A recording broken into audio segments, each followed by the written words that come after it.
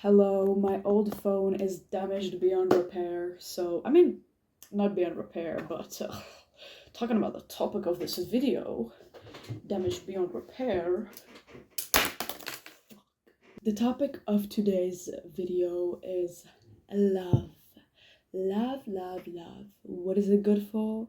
Absolutely nothing. I've recently been through my first ever heartbreak, and I've already been having a lot of realizations. Now, I'm not saying that's all that has been happening. I just broken up and I'm like, oh, Eureka! That's not how it goes.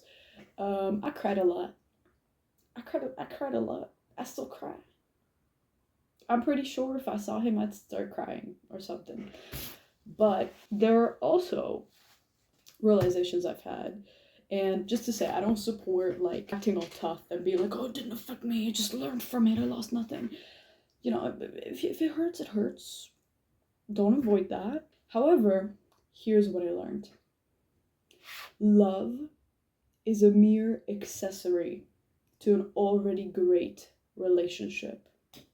Now, what do I mean by this? A relationship is built upon connection, intimate connection, soul connection, not like sexual right now, just connection. There is a reason romantic is the adjective and relationship is the main word. Both of yourselves and everything that makes you who you are is supposed to be the center foundation of the relationship. And I'm not even talking about romance right now, just relationship. Everything that you are and that makes you who you are is supposed to be the center anchor of that. Let that be passions, your life stories, your fears, your desires, your purpose, your struggles, your emotions, your humor, and your curiosity and open-mindedness while moving through life. The priority list is that relationship comes first and romance comes second. And I've been, just processing my own breakup, but also listening to music, and I found out I've been listening to Madison Beer, and so much of it focused on like the romance. It's like, this is what it's like, and I'm like, this is gonna sound so mean, but like, no wonder she's getting her heart broken, because like, romance is not supposed to be the point. You're supposed to find yourself first, and then you're supposed to connect and be accompanied by someone who is willing to go on that journey with you. I've seen this video from Pearly, love her. I think it was titled Stick to the Plan, a video about love, something like that. So that's such a good way to put it, like stick to the plan. First of all, you need to clarify what you want in this life. I've done this multiple times before. I started therapy at 16. I started to work on myself at quite an early age because my mental health was at an all-time low. And because of that, I had no choice but to anchor myself in some sort of goal for the future because the present sucked so bad. Like, I remember being 16, sitting on the bus and just talking with my friend about how the only reason I'm staying alive and not just doing it is the future, is the potential. I'm dating life for potential. Yeah, we're gonna talk about that too. I had no choice but to improve myself. I know it's stupid, but to like look for something to hold on to, a vision that I can at least work towards, because at least it gave me something I could control in the midst of my own suffering and chaos that I had no control over. At least I could control what I wanted. So yeah, what's important is that you have yourself and then you have someone else. And the relationship is centered around both of yourselves and what makes you who you are and everything that makes you who you are. That needs to be the anchor. It cannot be the sweetness. That's an accessory to all of it. And this is what everyone gets wrong because we're brainwashed. All the movies, everything is like love, love, love. Everything is about love. Everything is about romance, love. But the truth is, anyone can kiss you. Technically, anyone can kiss you. Anyone can hug you. Anyone can buy you gifts. Anyone can give you love. If you're delusional enough, you can convince yourself that it feels good. You can convince yourself that this is what you want, that they're the one. As a human, you have the potential to love anyone. You have control over your narrative. You can look at literally anyone through the eyes of love. You might not want to, and that's normal. You can do that to anyone, to see them as like the one that's gonna give you all this like sweetness and love and all this like accessory to what's already supposed to be there, a good relationship. It's true, anyone can be sweet. Anyone can kiss you, anyone can hug you, buy you gifts, anyone can give you love. It's very easy to treat someone right when you want something from them. And yeah, because of that, love cannot be the foundation of a relationship. You are not compatible with everyone, and that is a reason. You're not friends with everyone. Not everyone is going to be bestie boo. Only a certain amount of people are going to be bestie boo, and that is great. It's supposed to be that way. Anyone can love you, but do they get it? Chasing being loved is one slippery slope because it comes from our first human needs: safety, validation, and attention. Therefore, it is like gambling, but for cocaine. There's intermittent reinforcement, someone's being super nice to you, super loving, super all that. But like through your delusion of thinking that this is a stable relationship because you just want the love so bad, you will convince yourself that this is working and this is a right and good thing in your life as well. And you're not just doing it to escape. You will convince yourself that, this is what you want.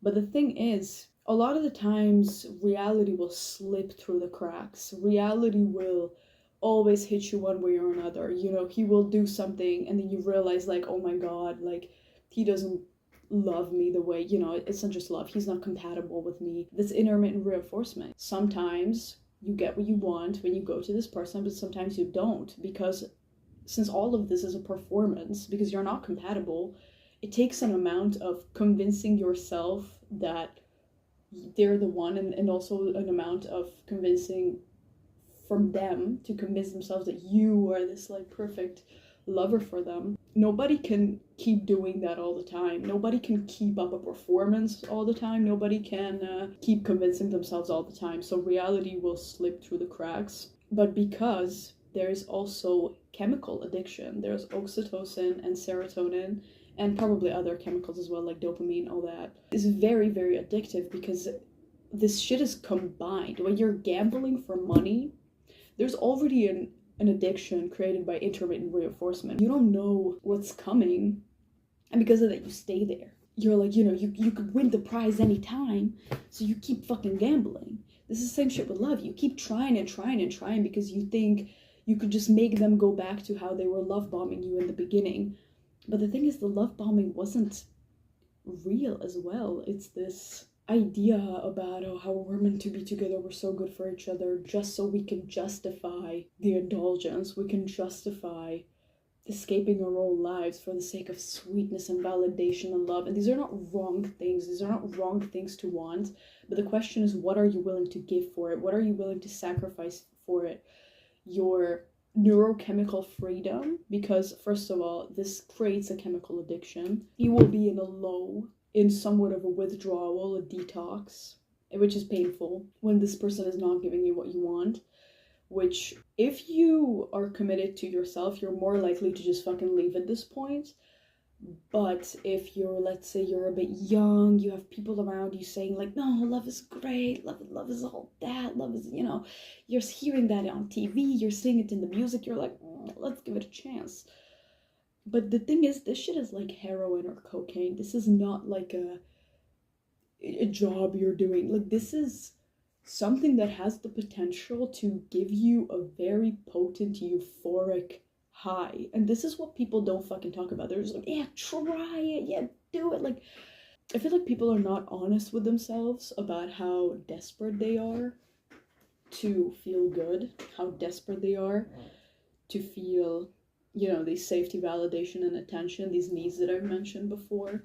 People are not honest with themselves about how dependent they are, and that's why they will be giving advice to other people like, yeah, try it, if you don't like it, you just leave. Like, imagine someone said that to you, but about trying fentanyl. Like, if you don't like it, you just stop doing it. Like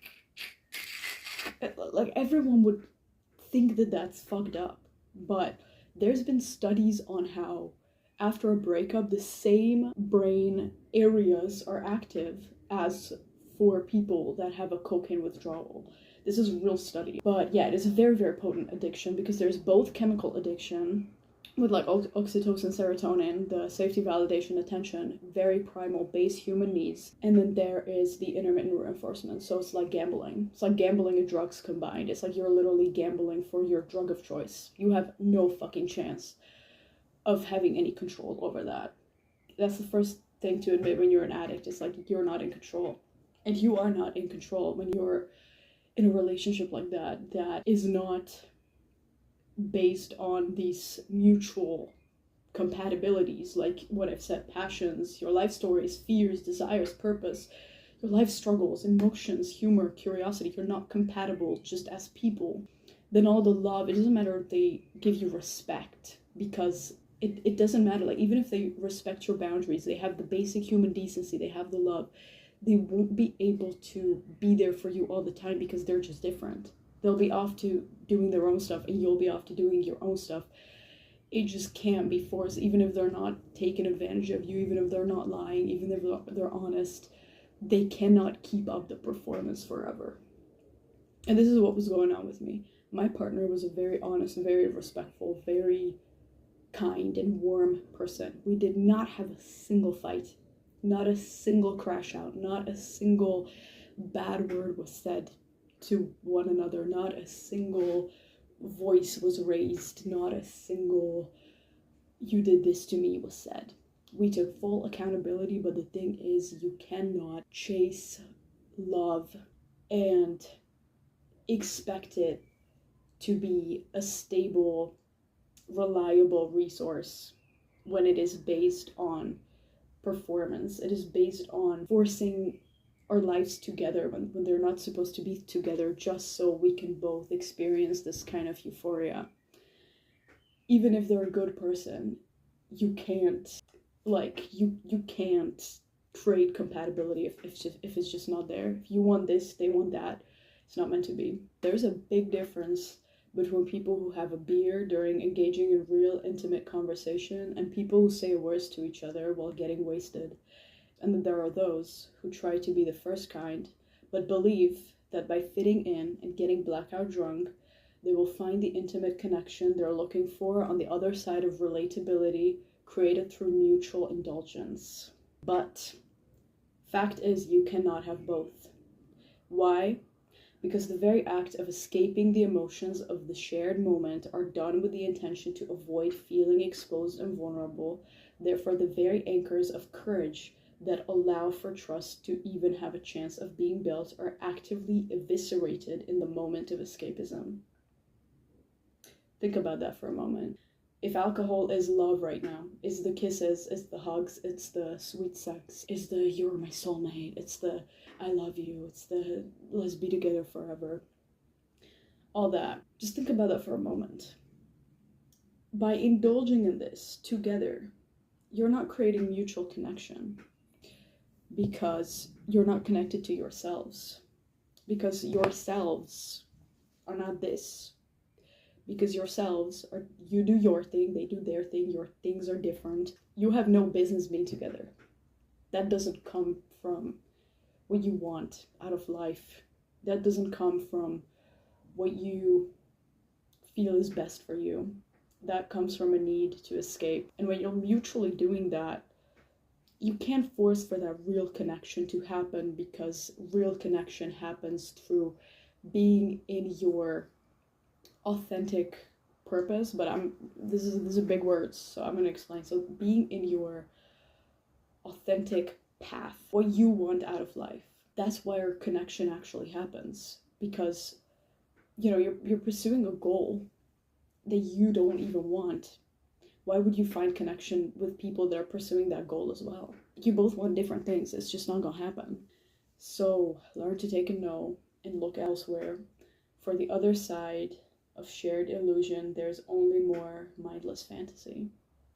It is very, very, very easy to get caught up in fantasy, to get caught up in lying to yourself and then justifying it with another lie, and then another, and then another, and then another.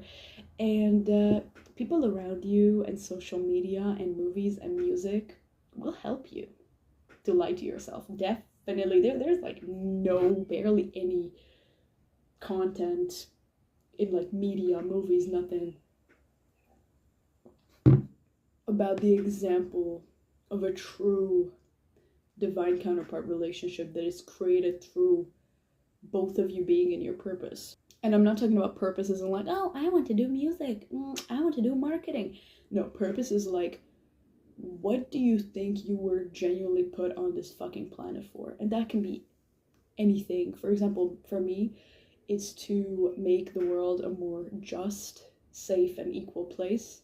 That could manifest in things like writing music about liberation and freedom and overall like expressing emotions, because that's a big thing. I feel like nobody fucking talks about what they're going through, and I want to help the world become a safer place to express emotion and just talk about the deep, dark, fucked up things. Also, activism. I want to stand up for the rights of women in third world countries, because I just find it like insane what goes on in a lot of those places with little girls and women. It is also just being honest in my day-to-day life, because I want this world to be a more honest place. You know, these are small things like this, but when you're living and you're like putting on your morning outfit with the purpose of making this world a place where people can express themselves better through fashion, you're being in your purpose. You're taking an action towards what you want to see in the world. But if both of you are not doing that because you're just doing whatever you feel like you have to do, or you're not connecting through what actually makes you passionate, you're not connecting through your actual real feelings, because feeling is deeply connected to purpose. Okay, I'm gonna need to get the fuck out of here very soon. But feeling is very deeply connected to purpose, because what you've been through, what you feel, the injustices that are happening to you, all these things, they allow you to relate to larger issues in the world. They allow you to connect to the world. Everything you go through is not a you problem, it's a collective problem, because why are we living in a world that allowed for that to happen? Your pain is a manifestation of a larger issue. And when you realize that, and when you stand up to your pain, you realize you're standing up to your part of this larger issue. You're fighting your part. You're fighting your fight in a way bigger war. And you're doing your part in winning this war. So, yeah, stick to the plan. Stick to the plan, be yourself. And never forget that love is just an accessory. Just like the beer is just a little accessory when you're having real talk with real friends about real shit.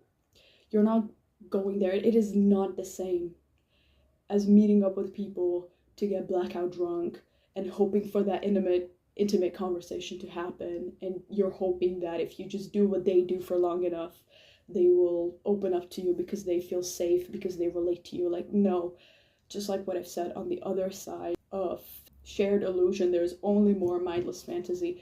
People that connect with the intention to feel validated in their own indulgence and escapism, they don't want intimacy. The very, just like I've said here, yeah, therefore the very anchors of courage that allow for trust to even have a chance of being built are actively eviscerated in the moment of escapism. People that are going into connecting with others with the sole intention to escape their own stuff, and the only reason you are there is so they can look at you and feel better about what they're doing because you're also doing it. It's like you're going into the field with like a whole different attitude. They're not looking for what you're looking for. And yeah, just like I've said, learn to take a no and look elsewhere, for on the other side of shared illusion, there's only more mindless fantasy. You want to do what's best for them. Fight the collective war. Fight the part that you were given. Work through your shit. Stand up to your oppressors in your life. Express your truth so the world can become a safer and more honest place. And whoever will get you like that, the love will be beautiful, but that will be the least interesting thing about you. That will be the least interesting thing about that relationship. The kisses and the sweetness and all that. It will be great. You know, it will be great. But just like, you know, food, you don't eat because the food tastes good. You eat because you need that. And the fact that it tastes good is just a little accessory. But like, but we all like stuff that tastes good. That's not you're not wrong for enjoying that. But remember the priorities. Remember what you want. Remember what you fucking came here to do. So that's my video on what I've learned recently about breaking up. It's tough. It's tough, but I feel like the only thing I lost was that hope, because I don't think you ever lose love, because love is something that happens in the moment. Love is like an action of kindness, an action of understanding, an action of respect, an action of someone giving you something for the sheer purpose of just it making you happy. It's like you don't lose that. Love is the nature of existence. We're all one. I feel like I didn't lose love because he's still there. He's still alive. If we met, he would probably still be nice to me, and same here, because we're just like that kind of people. It's like you never really lose a person, I feel like. I mean, unless they die, but even then their spirit is there. But I don't want to say that because I feel like I can't speak on that. I've never had someone die like that. So the point is, I feel like I didn't lose the love. I didn't lose love. I feel like I just lost the false hope that I could indulge in the good moments, you know, in the good moments that are almost perfectly fitting for that dream relationship with all the compatibilities. It's like you can imagine that that's what's happening when like you're hugging each other, or you're cuddling, or you're kissing, or you tell each other things that are sweet. It's like it fits into that image of what it would be like to have that kind of compatible, like soul compatible relationship. And I feel like the only thing that I lost was that kind of illusion of hope, because it was false hope, like that illusion of hope that that's what we have, when I knew all along that it wasn't. But I didn't want to face that, because truth is I've never been loved in this way. I don't know if I want to go into my childhood for the sole purpose of feeling uncomfortable with making my family members look bad on the internet. I don't want to do that, but the truth is I've never been loved like that. Like all the sweetness, all the things that I've said, like the hugs and the kisses and this and that and the compliments and all that, I literally never really got that. And I'm gonna cry right now. I'm feeling the tears. But yeah, because of that, like someone like me, I especially have to be careful, because this is like you're a sailor. And these things, you know, the party culture, fitting in with the cool people that are drinking and doing drugs. The guy that will like be super nice to you, but you know you're not on the same path. You know, the vanity, posting on Instagram because you're pretty and just posting like some like money, whatever. All this, like also 7 deadly sins. I feel like the 7 deadly sins are especially manifestations of this. Like all these little demons, all these temptations. They're like sirens, and you're the sailor. You need to keep fucking going, and the sirens are singing in your ear. They're like, they're like, yeah. They're like just like singing. It's beautiful. There's shimmer, reverb. There is fucking, you know, the EQ is drawn perfectly to make it sound beautiful, you know. And you just need to keep fucking going. You need to steer the damn ship. You cannot let, and then there's the storms, there's the rain, there's the thunder. But you gotta keep your eyes on the sea. You have your compass, that's your heart. This is such a like corny ass analogy, but like it's true. It's true that the sirens, they will show you exactly what you're most deprived of. They will show you, life will give you exactly your thing. They will give you your drug of choice, hand it to you on a silver platter. They'll be like, here, it's gonna be fine, just take it, nothing's gonna go wrong. But you gotta keep your eyes on the road. You gotta keep your eyes on the sea. You do not even fucking see where you're going, but you have your compass in your heart, and you just gotta trust that it's taking you where you need to fucking go. So that's what I want to leave this video with. I seriously need to get fucking going, but hopefully my next video will be higher quality. I've been trying to get my microphone to, like, maybe I could record with it. I recorded my video essay with the microphone, but then I couldn't record video. I could only record audio. Yeah, so sorry for the quality. I promise I'm figuring this out. See you later. Keep your eyes on the sea and your hand on the compass, which is your heart and soul. Oh my god, my eyes look fucking blue in this phone. Anyways, see you.